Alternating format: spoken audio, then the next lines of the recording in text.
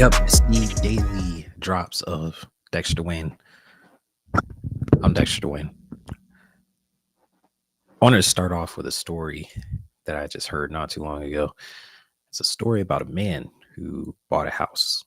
The man bought this house, paid a significant amount of money for this house, and a guy approached him in front of his house.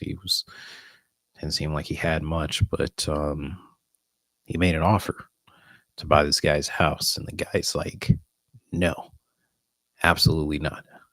I'm not selling my house." And a couple days later, the guy comes back. He's like, "Hey, um, I have another question for you." And the dude looks at him. And he's like, "Nah, I told you already. I'm not selling this house to you." He's like, "No, calm down. I don't want to buy the house, but I do have another offer for you. I would like to pay the same amount of money for this house for a nail. One nail that gets put in your living room. And I want full ownership on this nail." The guy thought about it for a second and then he said, "Sure, why not? This guy owns a nail in my house. It's fine."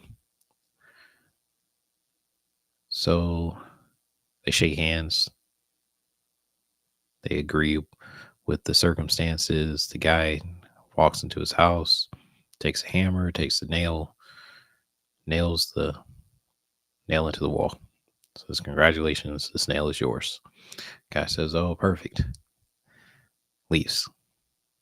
Dude comes back a week later with a Durlap bag, and inside this bag, it smells really, really horrible. Um, it's dripping with some sort of mysterious liquid, and he goes back to the guy's house. Guy knocks on the door. Dude opens the door. He's looking at this man. He's got a bag full of carcasses. Dude walks in, takes that bag, puts it on the nail. And dude's like, "Whoa, whoa, whoa, whoa, whoa. You can't hang that in my house." The guy turns to him and he says, "Yeah, I can. This is my nail, right?" "That's correct." "So I can do whatever I want with this nail." "I guess so. So I want to hang this bag of carcasses on this nail. So that's what I'm going to do." So he hangs the bag up and he leaves. So the guy's sitting there. He's stressing out. It's like, why does this dude come into my house? Has this bag stinking up the place? This is ridiculous. Days go by. Smells just starts getting worse and worse. Weeks go by. It's getting pretty ridiculous. And soon enough, the guy decides, you know what? Yeah, I'm not dealing with this. I'm leaving the house. The guy gets up. He abandons his house. Walks away.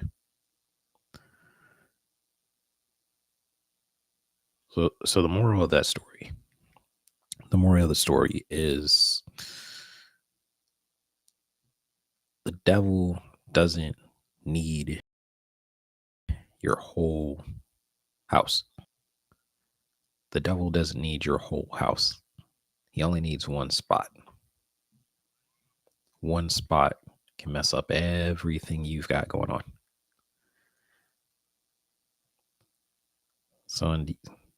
So just for reflection, right? What areas of your life do you feel belong to you?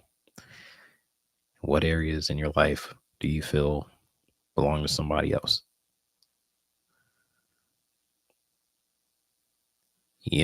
People talk about having full ownership of yourself, but sometimes we forget to really take assessments and inventory what we have going on and making sure the retail that we own 100% belongs to us and it doesn't belong to somebody else. What part of your thoughts, your feelings, your emotions, your memories belong to somebody that shouldn't be there? What kind of decisions do you make or you fail to make because someone else is living in that spot?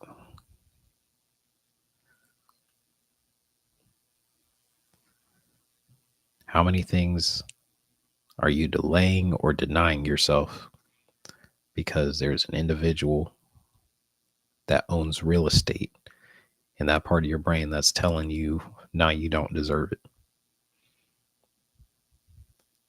And the thing about it is, a lot of these cats, a lot of these spots, they might have showed up with good intentions at first. They might have showed up in a way that was supposed to protect. But over time,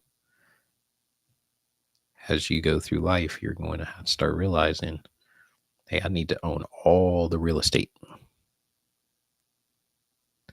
in my life, in my head, in my heart.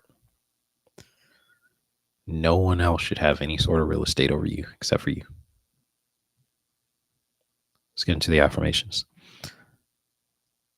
I lend in a way that reflects who I am: honest, fair, and genuine. My actions will align with my values of integrity, kindness, and respect for others. I recognize that what I have comes from God. I will manage these resources responsibly, using them to glorify Him and to help others, not for selfish gain or pride.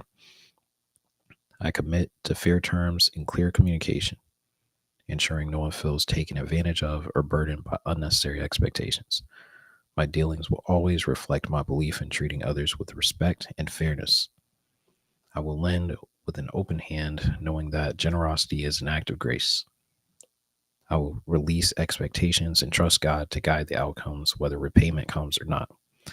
I will prayerfully consider every opportunity, seeking God's wisdom to make decisions that are not only helpful, but aligned with His purpose for my life and others.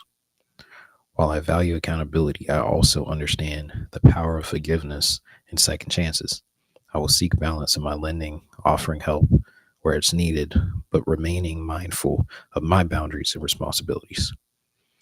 I lend not just to solve immediate problems, but to encourage growth, stability, and independence in others. My goal is to make a positive impact without creating dependency or harm. Through every decision, I will remain faithful to my values, my God, and my calling to be a light in this world.